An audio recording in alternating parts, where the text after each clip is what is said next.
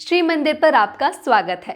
प्रिय साथियों, आज हम आपको दुर्गा अष्टमी की व्रत कथा सुनाएंगे। पौराणिक मान्यताओं के अनुसार प्राचीन काल में असुर दंभ को महिषासुर नाम के एक पुत्र की प्राप्ति हुई, जिसके भीतर बचपन से ही अमर होने की प्रबल इच्छा थी।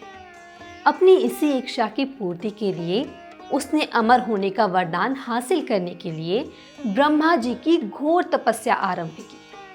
महिषासुर द्वारा की गई इस कठोर तपस्या से ब्रह्मा जी प्रसन्न हुए और उसे मनचाहा वरदान मांगने को कहा। ऐसे में महिषासुर, जो सिर्फ अमर होना चाहता था, उसने ब्रह्मा जी से वरदान मांगते हुए खुद को अमर करने के लिए उन्हें बाध्य कर दिया।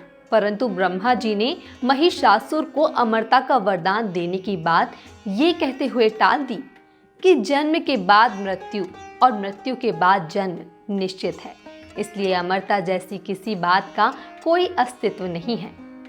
जिसके बाद ब्रह्मा जी की बात सुनकर महिषासुर ने उनसे एक अन्य वरदान मांगने की इच्छा बताई और कहा कि ठीक है स्वामी, यदि मृत्यु होना तय है तो मुझे ऐसा वरदान दे दीजिए कि मेरी मृत्यु किसी स्त्री के हाथ से ही हो। इसके अलावा अन्य कोई दैत्य, मानव या देवता कोई भी मेरा वध ना कर पाए। जिसके बाद ब्रह्मा जी ने महिषासुर को दूसरा वरदान दे दिया।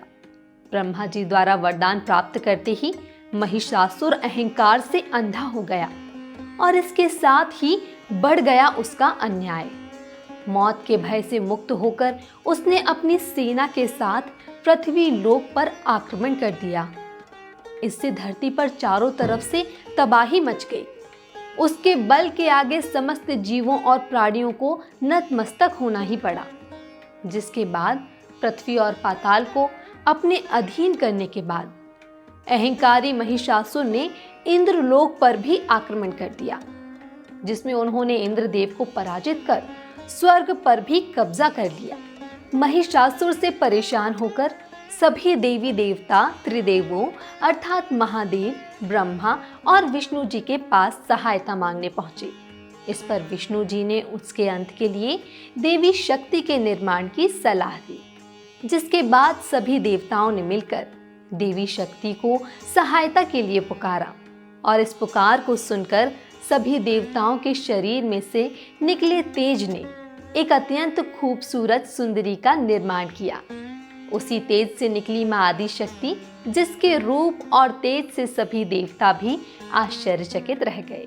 त्रिदेवों की मदद से निर्मित हुई देवी दुर्गा को हिमवान ने सवारी के लिए सिंह दिया और इसी प्रकार वहां मौजूद सभी देवी देवताओं ने भी मां को अपने अपने एक एक अस्त्र शस्त्र सौंपे और इस तरह स्वर्ग में देवी दुर्गा को इस समस्या हेतु तैयार किया गया।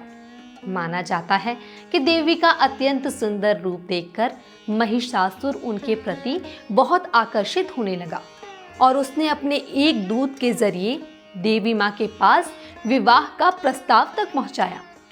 अहंकारी महिषासुर की इस ओछी हरकत ने देवी भगवती को अत्यधिक क्रोधित कर दिया। जिसके बाद ही मां ने महिषासुर को युद्ध के लिए ललकारा।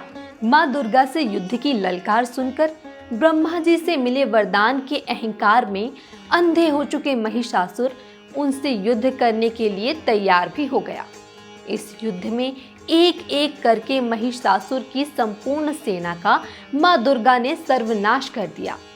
इस दौरान माना यह भी जाता है कि यह युद्ध पूरे 9 दिनों तक चला, जिस दौरान असुरों के सम्राट महिषासुर ने विभिन्न रूप धरकर देवी मां को छलने की कई बार कोशिश की, लेकिन उसकी सभी कोशिश आखिरकार नाकाम रही और देवी भगवती ने अपने चक्र से इस युद्ध में महिषासुर का सिर काटते हुए उसका वध कर दिया। अंततः इस तरह देवी भगवती के हाथों महिषासुर की मृत्यु संभव हो पाई। माना जाता है कि जिस दिन मां भगवती ने स्वर्ग लोक, पृथ्वी लोक और पाताल लोक को महिषासुर के पापों से मुक्ति दिलाई, उस दिन से ही दुर्गा अष्टमी का पर्व प्रारंभ हुआ। तो ये थी मासिक दुर्गा अष्टमी की व्रत कथा के बारे में संपूर्ण जानकारी। हम आशा करते हैं आपको ये वीडियो पसंद आया होगा। ऐसे ही अन्य व्रत कथा जानने के लिए जुड़े रहें श्री मंदिर के साथ। नमस्कार।